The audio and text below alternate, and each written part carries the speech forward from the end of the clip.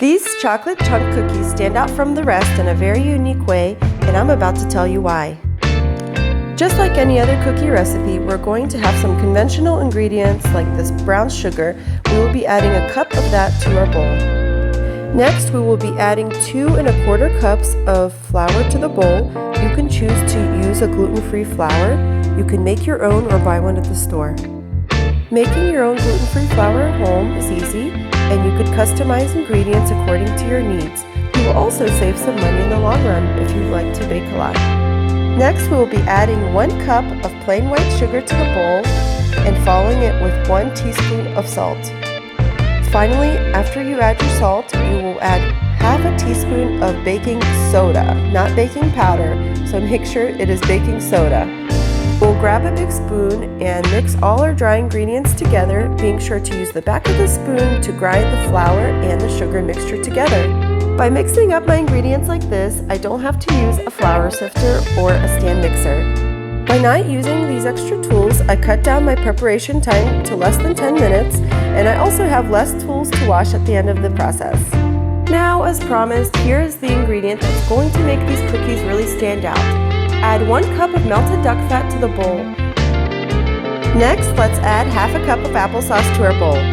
For our next ingredient, we will be using 4 egg yolks. I separate my eggs and I run the egg yolks under running water to make sure that none of the egg whites remain. Fun fact, most people who are allergic to eggs are actually allergic only to the white part of the egg. For our last ingredient, we cannot forget 2 tablespoons of vanilla extract. It's really going to bring out that warmth and sweetness of the cookies. Once all the ingredients are in our bowl, we're going to mix just the wet ingredients at the top of the bowl, and then we will incorporate the flour into that. The batter will be sticky and it will be easily maneuverable with a spoon. This is exactly how you want it to look. For our last ingredient, I'll be adding 12 ounces of dairy-free dark chocolate to our recipe. I broke up my chocolate into varying sized pieces and I added them to the batter. As you may suspect by now, allergen-free cooking is more expensive than traditional cooking, so finding ingredients at a reasonable price is important for my family. I was pleased to find these nearly 4-ounce bars of chocolate at Walmart for $1.12 each. They're not organic or fair trade or anything like that, but we pick our battles around here. So our batter's finished and we're going to take 1/3 of a cup scoop and we're going to scoop this batter into it and place it on our baking sheet. I find that using a teaspoon to get the batter out works for me, and with all this batter portioned out, it should equal out to be 12 cookies. You may choose to double the amount of cookies by making them smaller, but I really enjoy something about a big bakery-style cookie. If you do decide to make these cookies smaller, no worries. The cookies will still be moist and chewy in the center because of the applesauce that we added earlier.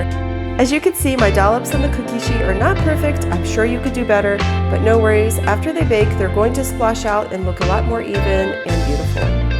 It took me more than a few tries to create this recipe. When my daughter was born, she was born with nearly 30 food allergies.